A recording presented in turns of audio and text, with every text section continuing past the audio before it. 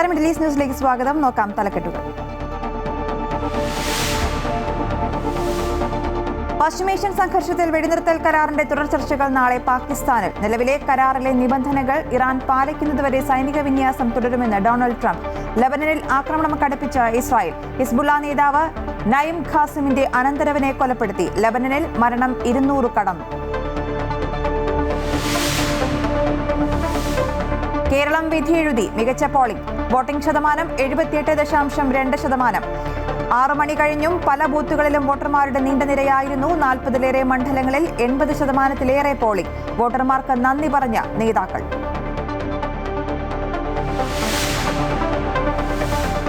കേരളത്തിന്റെ ഭാവി തീരുമാനിക്കുന്ന തിരഞ്ഞെടുപ്പെന്നും വികസന തുടർച്ചയ്ക്ക് LDF തന്നെ വരുമെന്നും മുഖ്യമന്ത്രി പിണറായി വിജയൻ. UDF 100-ലധികം സീറ്റ് നേടി അധികാരത്തിൽ വരുമെന്ന് പ്രതിപക്ഷ നേതാവ് VD സതീശൻ. നിർണായക ശക്തിയായി BJP മാറുമെന്ന് സംസ്ഥാന അധ്യക്ഷൻ രാജീവ് ചന്ദ്രശേഖർ. തെരഞ്ഞെടുപ്പിനിടെ കണ്ണൂർ മയിലിൽ അക്രമം. ഒരു CPM പ്രവർത്തകന് കുത്തേറ്റു. അരിമ്പ്ര സ്വദേശി പ്രകാശിന്റെ നില അതീവ ഗുരുതരം. സംസ്ഥാനത്ത് പലയിടത്തും കള്ളവോട്ട് പരാതി. തൃശൂരിൽ വിരലിന് പരിക്കേറ്റ യുവതിയെ വോട്ട് ചെയ്യാൻ അനുവദിച്ചത് മണിക്കൂറുകൾ നീണ്ട കാത്തിരിപ്പിനൊടുവിൽ. സംസ്ഥാനത്ത് വോട്ട് ചെയ്യാനെത്തിയ 2 പേർ കുഴഞ്ഞു വീണ് മരിച്ചു. 2026-ലെ ഹജ്ജ് പ്രവർത്തനങ്ങളുടെ തയ്യാറെടുപ്പുകളെക്കുറിച്ച് വിശദീകരിച്ച് ജിദ്ദ ഇന്ത്യൻ കോൺസുലേറ്റ്. ഇന്ത്യൻ തീർത്ഥാടകർക്കായി സ്മാർട്ട് വാച്ചുകളും മെച്ചപ്പെട്ട സൗകര്യങ്ങളും ഒരുക്കും. ഹജ്ജ് തീർത്ഥാടകരുമായുള്ള ആദ്യ വിമാനം 2026 April 18-ന് Medina വിമാനത്താവളത്തിലിറങ്ങും.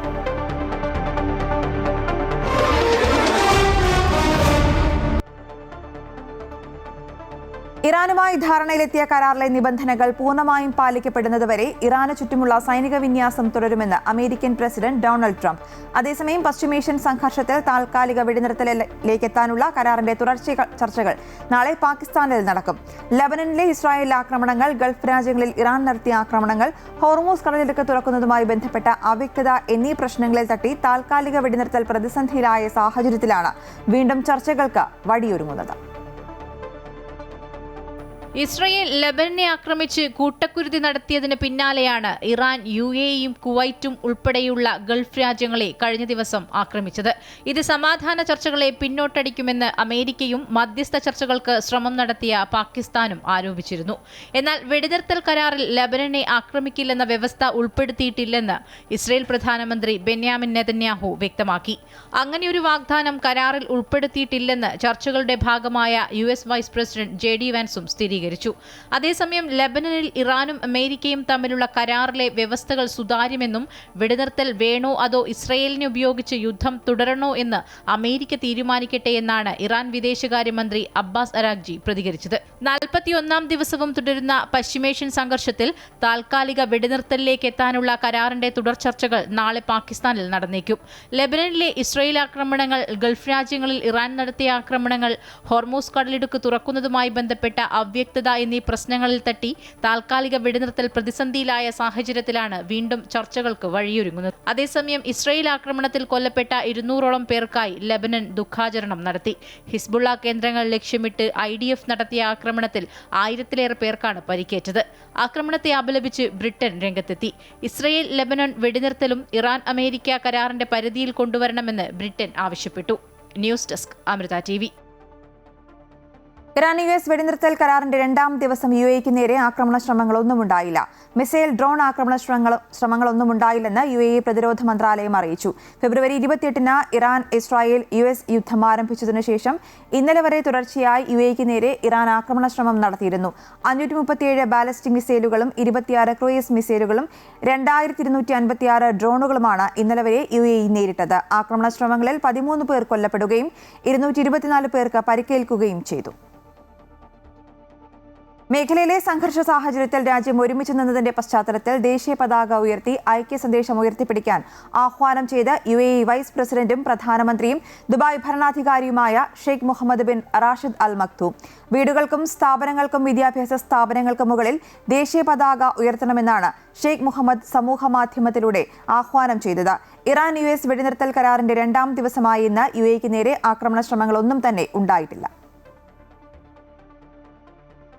MyG Malayalees mandate സമർപ്പിക്കുന്നത് മൈജിയാണ് future. Powered by join India's #1 commerce institute IIC Lakshya in association with VKC India's pride.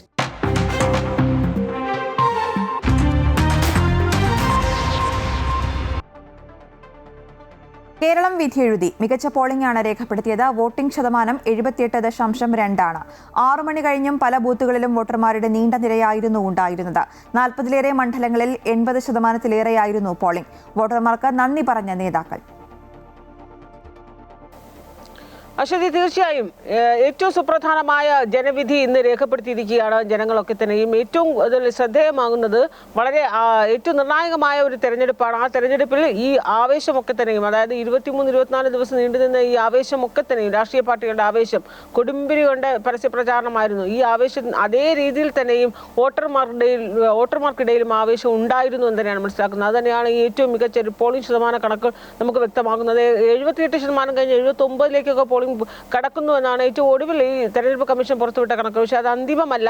അന്തിമ കണക്കുകൾ നാളെ മാത്രമേ വരികയുള്ളൂ. നാളെ അന്തിമ കണക്കുകൾ വരുമ്പോൾ ഒരുപക്ഷെ 82% മുകളിൽ 85 അടുപ്പിച്ചൊക്കെ വരാനുള്ള സാധ്യതയിലേക്കൊക്കെയാണ് കാര്യങ്ങൾ വിരലിച്ചുകൊണ്ടിരുന്നത്. അങ്ങനെയെങ്കിൽ ഏറ്റവും മികച്ച അതൊരു ചരിത്രമായിരിക്കും. ഏറ്റവും പ്രധാനപ്പെട്ട തെരഞ്ഞെടുപ്പിൽ ജനങ്ങളുടെ സമ്മതിദാനം, ജനങ്ങൾ അതേ ഉത്തരവാദിത്വത്തോടുകൂടി ജനങ്ങൾ നിർവഹിച്ചിരിക്കുകയാണ്. SIR ഒക്കെ നടപ്പാക്കിയതിന് ശേഷമായതുകൊണ്ട് SIRന്റെ ഒരു സ്വാധീനമൊക്കെ ഈ പോളിംഗിന്റെ മികച്ച പോളിംഗിലേക്ക് ബാധിച്ചിട്ടുണ്ടെന്ന് തന്നെയാണ് മനസ്സിലാക്കുന്നത്. കാരണം നിഷ്പക്ഷമായി അപ്രധാനമായ, അതായത് വോട്ടർമാർ പൂർണ്ണമായും ശുദ്ധീകരണം നടത്തിയ ഒരു വോട്ടർ പട്ടികയാണ്. അതുകൊണ്ട് ഇത്രയേറെ വോട്ടർമാരുടെ ഒരു സ്വാധീനമൊക്കെ നമുക്കുണ്ടാകുന്നു. എന്തായാലും ഈ വലിയ രീതിയിലുള്ള മികച്ച പോളിംഗ് 3 മുന്നണികളും അതേ രീതിയിൽ ആത്മവിശ്വാസം പ്രകടിപ്പിക്കുകയാണ്. അത് ഇടത്തിലോട്ടാണോ വലത്തിലോട്ടാണോ, NDAക്ക് എത്രത്തോളം സീറ്റുകൾ ലഭ്യമാകുമെന്ന രീതിയിലൊക്കെ തന്നെയുമുള്ള ഓരോ മുന്നണികളും അത് ഇത്രയേറെ മികച്ച പോളിംഗ് തങ്ങൾക്ക് അനുകൂലമാകുമെന്ന അവകാശവാദവും ഒക്കെ ഉയർത്തി രംഗത്തെത്തിയിട്ടുണ്ട്. എന്തായാലും ഇനിയുള്ള ദിവസങ്ങളൊക്കെ കൂട്ടലും കിഴക്കലിൻ്റെ ദിവസങ്ങളാണ്.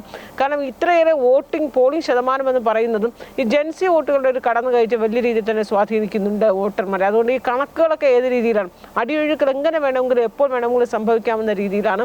ഈ പോളിംഗ് ശതമാനത്തെക്കുറിച്ച് തന്നെയുള്ള ചിന്തകളും ചർച്ചകളൊക്കെ തന്നെയായിരിക്കും ഇനിയുള്ള ദിവസങ്ങളിലൊക്കെ. ഈ മെയ് 4-ന് ഈ പെട്ടി തുറക്കുന്നത് വരെയും ഇത്തരം ചർച്ചകൾ തന്നെയായിരിക്കും. സംസ്ഥാന രാഷ്ട്രീയത്തെ നിയന്ത്രിക്കുകയും സംസ്ഥാന രാഷ്ട്രീയത്തെ മുന്നോട്ട് നയിക്കുകയും ഒക്കെ ചെയ്യുന്നത് തന്നെയും. പക്ഷേ ഒരു കാര്യം ഉറപ്പാണ്, ഇന്ന് വോട്ട് രേഖപ്പെടുത്താൻ വന്നപ്പോൾ തന്നെയും 3 മുന്നണികളും തികഞ്ഞ ആത്മവിശ്വാസത്തിലായിരുന്നു. മുഖ്യമന്ത്രിയാകട്ടെ വോട്ട് രേഖപ്പെടുത്തി അദ്ദേഹം പറയുന്നത് കേരളം ജനങ്ങൾ LDFനെ ചേർത്ത് നിർത്തും, അതോടൊപ്പം തന്നെ ജനങ്ങളെ ചേർത്ത് നിർത്താൻ LDFും തയ്യാറാണ്. മികച്ച ഭൂരിപക്ഷം 2021-നേക്കാൾ മികച്ച ഭൂരിപക്ഷം എന്നൊക്കെ ആത്മവിശ്വാസം മുഖ്യമന്ത്രി പഠിപ്പിക്കുന്നു. പ്രതിപക്ഷ നേതാവ് അടക്കമുള്ള UDFിന്റെ നേതാക്കളൊക്കെ തന്നെ ഈ 100 സീറ്റ് 100-ലധികം സീറ്റ് എന്നത് ആവർത്തിച്ചുകൊണ്ടേ അവർ ഇരിക്കുകയാണ്. മറുഭാഗത്ത് NDAയിൽ രാജീവ് ചന്ദ്രശേഖർ പറയുന്നത് ഇത്തവണ NDA സംസ്ഥാനത്ത് ഡിസൈഡിംഗ് ഫാക്ടർ, അതായത് നിർണായക ശക്തിയായി മാറും. ഒരു തൂക്ക് സർക്കാരാകും, തൂക്ക് സഭയാകും വരാൻ പോകുന്നത്. അങ്ങനെ വരുമ്പോൾ NDA അത്രയേറെ മികച്ച വിജയത്തിലെത്തുന്ന NDA നിർണായക ശക്തിയായി മാറുമെന്ന രീതിയിലുള്ള പ്രവചനങ്ങളും ആത്മവിശ്വാസവും ഒക്കെയാണ് NDAയുടെ ഭാഗത്തു നിന്ന് രാജീവ് ചന്ദ്രശേഖർ പ്രകടിപ്പിക്കുന്നത്. അങ്ങനെ 3 മുന്നണികളും തികഞ്ഞ ആത്മവിശ്വാസത്തിൽ തന്നെയാണ്. പക്ഷേ ഈ പോളിംഗ് ശതമാനത്തിന്റെ മികച്ച രീതിയിലൊരു മുന്നേറ്റം 3 പേർക്കും ആത്മവിശ്വാസം നൽകുന്നു. അതോടൊപ്പം തന്നെ 3 മുന്നണികളുടെ നെഞ്ചെടുപ്പും വർദ്ധിപ്പിക്കുകയാണ്.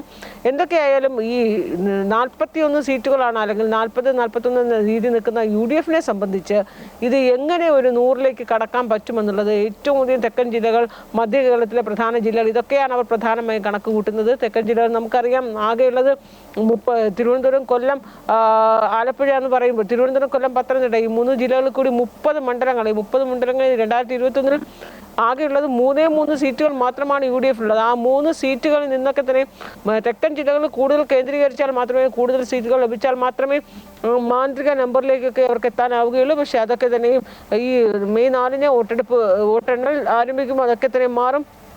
തങ്ങളുടെ സ്ഥാനാർത്ഥികൾ ആ രീതിയിൽ ആപ്റ്റായ സ്ഥാനാർത്ഥികളാണ്. അത്രയേറെ ആത്മവിശ്വാസം തന്നെയാണ് UDF പ്രകടമാക്കുന്നത്. അതേ ആത്മവിശ്വാസം ഇടതു മുന്നണിക്കുണ്ട്.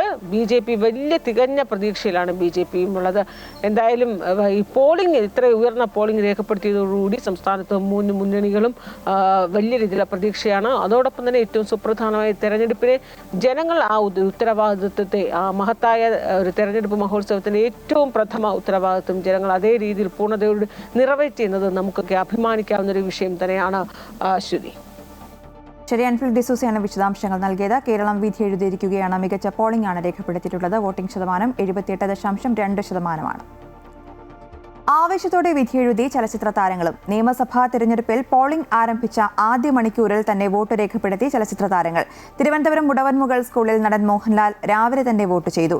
മമ്മൂട്ടിയും പൃഥ്വിരാജും കുടുംബസമേതം എത്തിയാണ് വോട്ട് രേഖപ്പെടുത്തിയത്.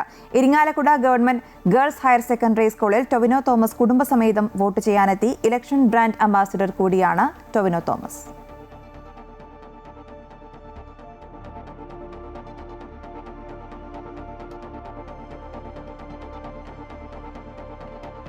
തെരഞ്ഞെടുപ്പിനിടെ കണ്ണൂർ മയിലിൽ അക്രമം. ഒരു CPM പ്രവർത്തകന് കുത്തേറ്റു. അരിമ്പ്ര സ്വദേശി പ്രകാശിന്റെ നില അതീവ ഗുരുതരമായി തുടരുകയാണ്. സംസ്ഥാനത്ത് പലയിടത്തും കള്ളവോട്ട് പരാതിയും ഉയർന്നിട്ടുണ്ട്.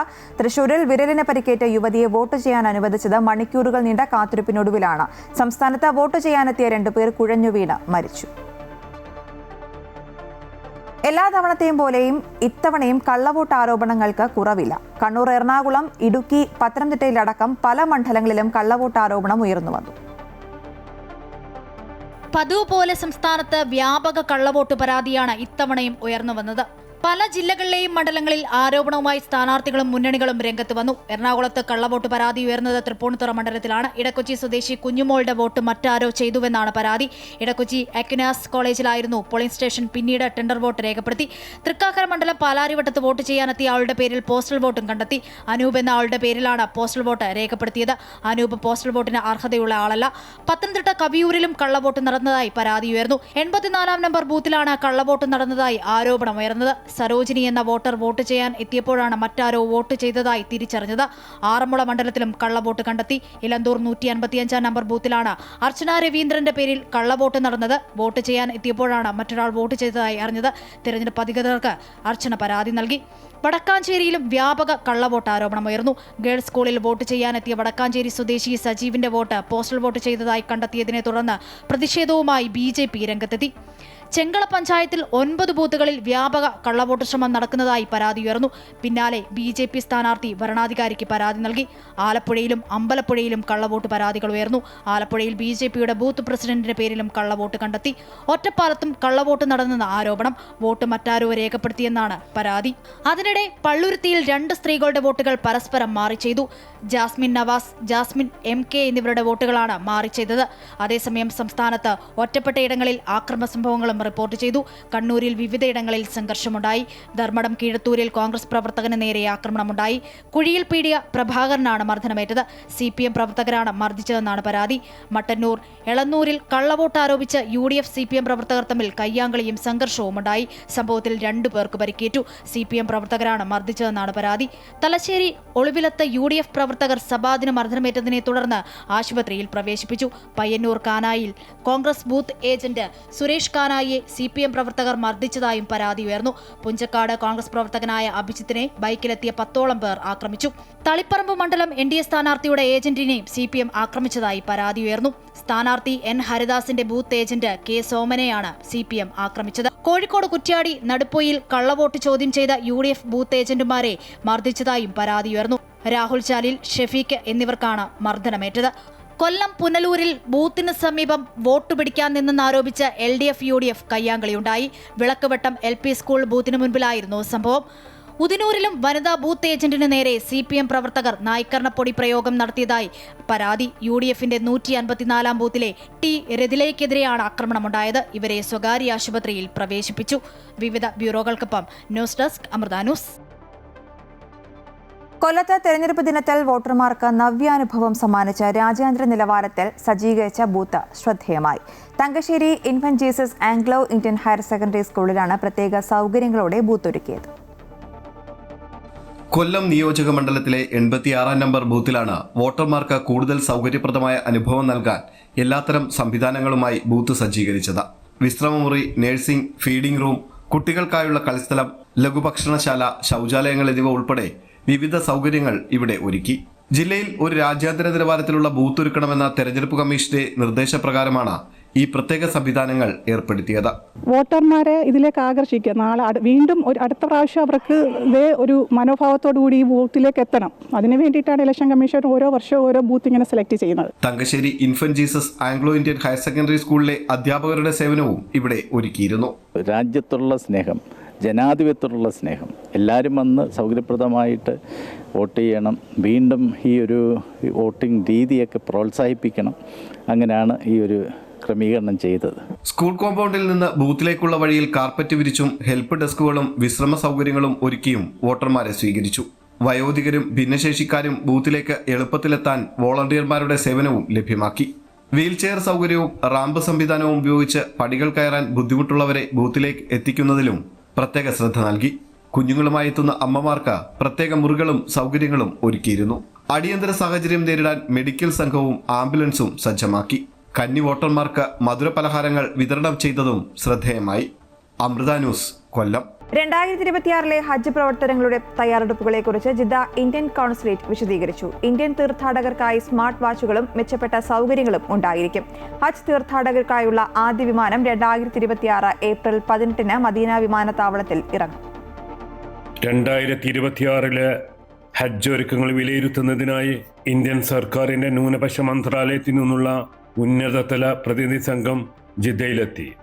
ഇന്ത്യൻ ഹജ്ജ് തീർത്ഥാടകർക്കുള്ള സൗകര്യങ്ങൾ കഴിഞ്ഞ വർഷത്തെ അപേക്ഷിച്ച് ഗണ്യമായി മെച്ചപ്പെടുത്തിയതായി ജിദ്ദ കോൺസുലേറ്റിൽ വെച്ച് നടന്ന വാർത്താ സമ്മേളനത്തിൽ അവർ പറഞ്ഞു. ഈ വർഷം ഇന്ത്യയിൽ നിന്ന് 1,75,026 പേരാണ് ഹജ്ജിനെത്തുന്നത്. ഇന്ത്യൻ ഹജ്ജ് കമ്മിറ്റി മുഖേന 1,22,518 തീർത്ഥാടകരും സ്വകാര്യ ഹജ്ജ് ഗ്രൂപ്പുകൾ വഴി 52,507 പേരും എത്തുമെന്ന് പ്രതീക്ഷിക്കുന്നതായി Jeddah Indian consul general Fahad Ahmed Khan Suri പറഞ്ഞു. ഏകദേശം 5000+ വനിതാ തീർത്ഥാടകർ മെഹ്റമില്ലാതെ ഹജ്ജിനെത്തുമെന്നും അവർക്ക് പ്രത്യേക സൗകര്യങ്ങൾ ഏർപ്പെടുത്തുമെന്നും അദ്ദേഹം വ്യക്തമാക്കി. This year we have around 5,300 is what Council Hajj tells me. We, as in the past, what we have done is we have a dedicated accommodation unit for them. We will have a dedicated branch assigned to them, and we also have a dedicated clinic associated with them. ഹജ്ജ് തീർത്ഥാടകർക്കായുള്ള ആദ്യ വിമാനം 2026 April 18 മദീനയിലെ prince Mohammed bin Abdul Aziz അന്താരാഷ്ട്ര വിമാനത്താവളത്തിൽ ഇറങ്ങും. 20 അവസാന വിമാനം ജിദ്ദയിലെത്തും. മടക്കയാത്ര June 2 ആരംഭിച്ച് June 30 അവസാനിക്കും. കഴിഞ്ഞ വർഷം പരീക്ഷണാടിസ്ഥാനത്തിൽ തുടങ്ങിയ Mecca Medina Haramain train service ഈ വർഷം വ്യാപിപ്പിക്കും. ഇത്തവണ ഹജ്ജ് സുവിധ ആപ്ലിക്കേഷനോടൊപ്പം ഏറെ പ്രത്യേകതയുള്ള സ്മാർട്ട് വാച്ചുകൾ കൂടി അവതരിപ്പിച്ചതായും സിം കാർഡ് ഇൻബിൽട്ടായി ഉണ്ടാകുമെന്നും വൈഫൈ ആവശ്യമില്ലെന്നും പ്രതിനിധി സംഘം വ്യക്തമാക്കി. ന്യൂനപക്ഷ മന്ത്രാലയം joint secretary Ram Singh, Hajj Committee of India CEO Shanavas, Indian consul general Fahad Ahmed Khan Suri, ഹജ്ജ് commerce council Sadaf Chaudhary, press and information council Imam Mahdi Hussain എന്നിവർ വാർത്താ സമ്മേളനത്തിൽ പങ്കെടുത്തു. Zulfiqar Rodai, Amrita News, Jeddah. Saudi വിദേശമന്ത്രി ഫൈസൽ ബിൻ ഫർഹാൻ രാജകുമാരനും ഇറാൻ വിദേശമന്ത്രി അബ്ബാസ് അറാഖ്ചിയും ഫോണിൽ ബന്ധപ്പെട്ട് ചർച്ച നടത്തി. ഇറാൻ വിദേശമന്ത്രി സൗദി വിദേശമന്ത്രിയുമായി ഫോണിൽ ബന്ധപ്പെടുകയായിരുന്നു. നിലവിലെ സംഭവവികാസങ്ങളും മേഖലയിലെ സുരക്ഷയും സ്ഥിരതയും പുനഃസ്ഥാപിക്കാൻ സഹായിക്കുന്ന നിലയ്ക്ക് പിരിമുറുക്കങ്ങൾ കുറയ്ക്കാനുള്ള വഴികളും ഇരുവരും ചർച്ച ചെയ്തു. ഇറാനും അമേരിക്കയും ഇസ്രായേലും വെടിനിർത്തൽ കരാറിലെത്തി മണിക്കൂറുകൾക്ക് ശേഷമാണ് ഇറാൻ വിദേശമന്ത്രി സൗദി വിദേശകാര്യമന്ത്രിയുമായി ഫോണിൽ ചർച്ച നടത്തിയത്.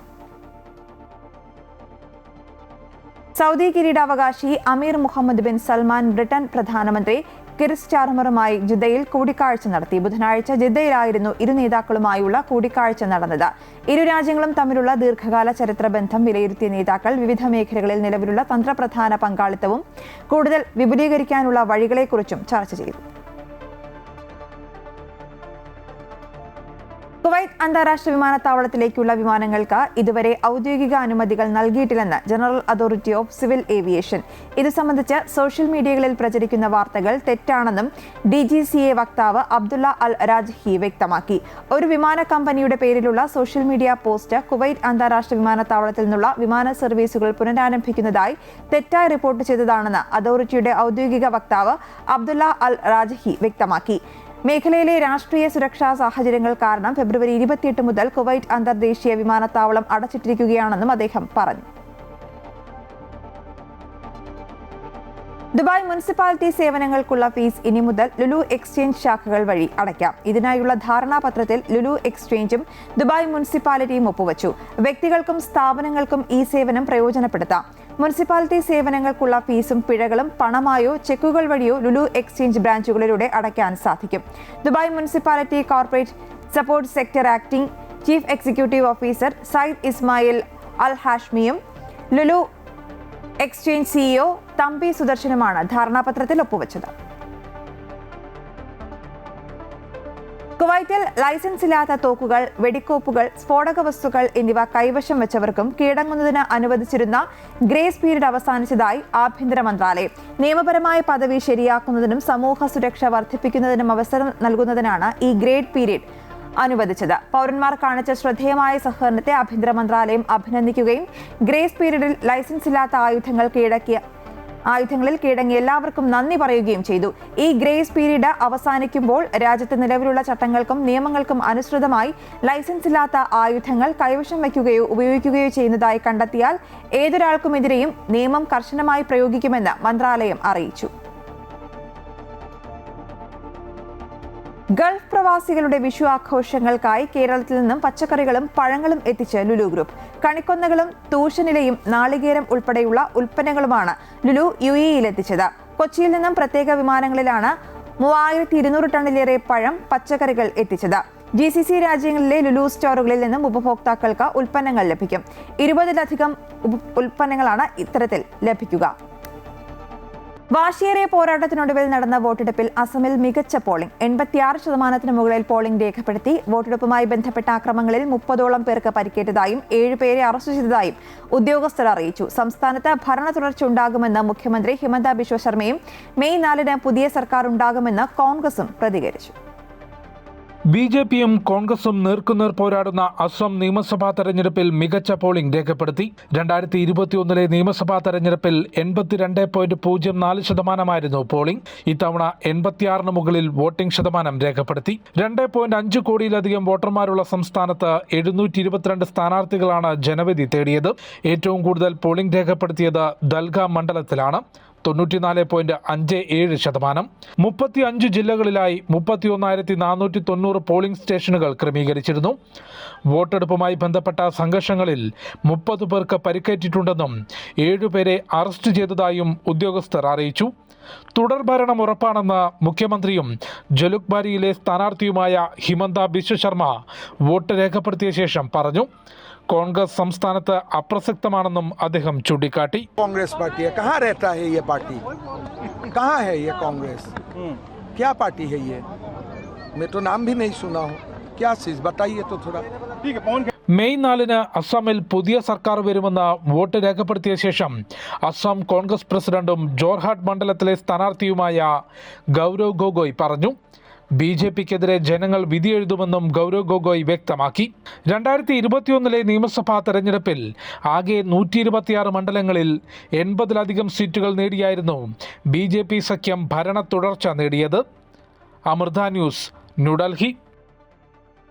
ശബരിമല യുവതീ പ്രവേശന കേസിൽ സുപ്രീം കോടതിയിൽ കേന്ദ്ര സർക്കാരിന്റെ വാദം പൂർത്തിയായി. ക്ഷേത്രങ്ങളിൽ പ്രതിഷ്ഠയുടെ അവകാശങ്ങൾ സംരക്ഷിക്കപ്പെടണമെന്ന് കേന്ദ്ര സർക്കാർ വ്യക്തമാക്കി. പുരുഷന്മാർക്ക് നിയന്ത്രണമുള്ള ആരാധനാലയങ്ങൾ ഉണ്ടെന്നും ക്ഷേത്രങ്ങളിൽ വിശ്വാസങ്ങൾക്കാണ് പ്രധാനമെന്നും കേന്ദ്രം അറിയിച്ചു. അതേസമയം മതപരമായ കാര്യങ്ങൾ അവിശ്വാസികൾക്കും കോടതിയിൽ ഉന്നയിക്കാമെന്ന് ജസ്റ്റിസ് ജോയ് മല്യ ബാഗ്ചി പരാമർശിച്ചു. ശബരിമലയിൽ നൂറ്റാണ്ടുകളായി തുടരുന്ന ആചാരങ്ങൾ പാലിക്കണമെന്നും യുവതീ പ്രവേശനം അനുവദിക്കരുതെന്നുമാണ് കേന്ദ്ര സർക്കാർ 9-അംഗ ഭരണഘടനാ ബെഞ്ചിനു മുൻപിൽ ഉന്നയിച്ച വാദത്തിൽ വ്യക്തമാക്കിയത്. കേരളത്തിൽ ആറ്റുകാൽ പൊങ്കാല ഉൾപ്പെടെ വ്യത്യസ്തമായ ആചാരങ്ങൾ കേന്ദ്ര സർക്കാർ കോടതിക്ക് മുൻപിൽ ചൂണ്ടിക്കാട്ടി. പുരുഷ കേന്ദ്രീകൃതമാണോ സ്ത്രീ കേന്ദ്രീകൃതമാണോ എന്നതല്ല വിഷയം, മറിച്ച് ക്ഷേത്രങ്ങൾ പിന്തുടരുന്ന വിശ്വാസവും ആചാരവുമാണ് വിഷയമെന്നും കേന്ദ്ര സർക്കാരിനു വേണ്ടി സോളിസിറ്റർ ജനറൽ തുഷാർ മേത്ത പറഞ്ഞു. ആചാരങ്ങളുടെ ഭാഗമായുള്ള നിയന്ത്രണങ്ങൾ ജുഡീഷ്യൽ പരിശോധനാ പരിധിക്ക് പുറത്താണെന്നും കേന്ദ്ര സർക്കാർ വ്യക്തമാക്കിയിരുന്നു. അതേസമയം മതപരമായ കാര്യങ്ങൾ അവിശ്വാസികൾക്കും കോടതിയിൽ ഉന്നയിക്കാമെന്ന് ജസ്റ്റിസ് ജോയ് മല്യ ബാഗ്ചി പരാമർശിച്ചു. വിശ്വാസികളല്ലാത്തവർ ഹർജി നൽകേണ്ടതില്ലെന്നും ശബരിമലയിൽ പ്രവേശനം വേണമെന്ന് ഏതെങ്കിലും അയ്യപ്പ വിശ്വാസിയായ യുവതി ആവശ്യപ്പെട്ടിട്ടുണ്ടോ എന്നും ജസ്റ്റിസ് BV നാഗരത്ന വാദത്തിനിടയിൽ ചോദിച്ചിരുന്നു. ശബരിമലയിൽ യുവതീ പ്രവേശനത്തെ എതിർക്കുന്നവർക്കും അനുകൂലിക്കുന്നവർക്കും വാദം അവതരിപ്പിക്കാൻ കൃത്യമായ സമയം നൽകുമെന്ന് ചീഫ് ജസ്റ്റിസ് വ്യക്തമാക്കി.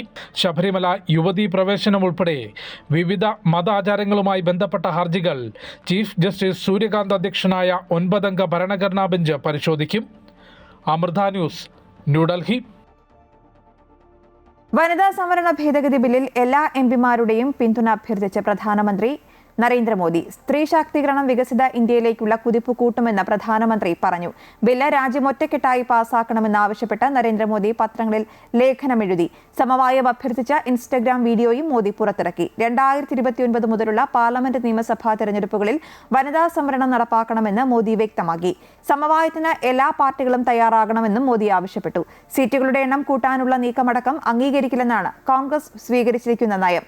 പാർട്ടി നിലപാട് തീരുമാനിക്കാൻ കോൺഗ്രസ് പ്രവർത്തക സമിതി യോഗം ഉടൻ ചേരുമെന്ന് നേതാക്കൾ അറിയിച്ചു.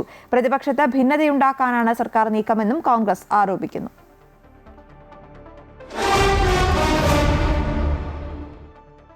ഡൽഹി ക്യാപിറ്റൽസ് മുംബൈ ഇന്ത്യൻസ് മത്സരത്തിനിടെ വ്യാപകമായി ടിക്കറ്റ് തട്ടിപ്പ് നടന്നതായി പരാതി. ഡൽഹി അരുൺ ജെയ്റ്റ്ലി സ്റ്റേഡിയത്തിലായിരുന്നു മത്സരം. Delhi and district cricket association director Anand വർമ്മയാണ് പോലീസിൽ പരാതി നൽകിയത്. തന്റെ പക്കലുണ്ടായിരുന്ന ഒറിജിനൽ ടിക്കറ്റുകൾ ഉപയോഗിച്ച് മറ്റാരോ സ്റ്റേഡിയത്തിൽ പ്രവേശിച്ചതായും തനിക്കും അതിഥികൾക്കും പ്രവേശനം നിഷേധിച്ചതായും അദ്ദേഹം ആരോപിച്ചു. മിഡിൽ ഈസ്റ്റ് ന്യൂസ് പൂർണ്ണമാകുന്നു. കൂടുതൽ വാർത്തകൾക്കായി അമൃത ന്യൂസ് യൂട്യൂബ് ചാനൽ കാണുക. നമസ്കാരം.